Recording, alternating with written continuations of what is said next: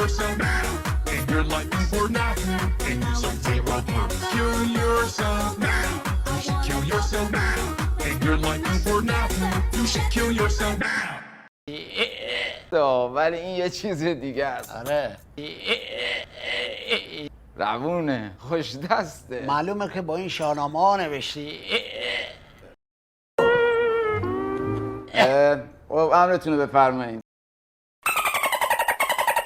من نمیدونم نقیب، باید یک نفر ماجرای خودکار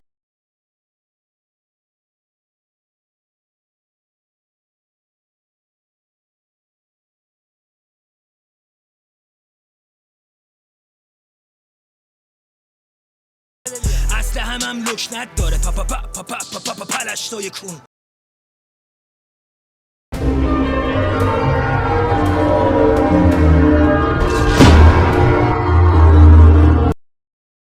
بله کنیم بابا.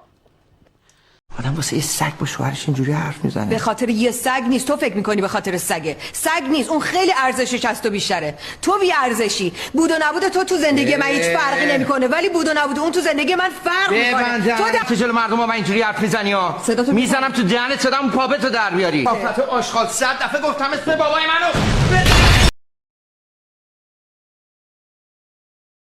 امروز میخوایم راجع به اختلالات و بیماری‌های روانی مختلف صحبت کنیم که بعضیاشون مو رو به تن آدم سیخ میکنه، بعضیاشون شایع تره و کنترلش و زندگی باهاش آسون تره و بعضیاشون نادرتر، سختتر و بعضیها حتی کاملا غیر قانونیه و چیه نقیب؟ عکس یادگاری میگیری با خر نصف شب؟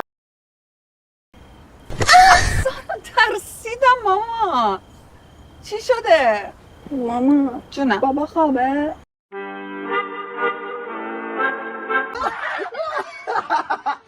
امیر دارو خدا دارو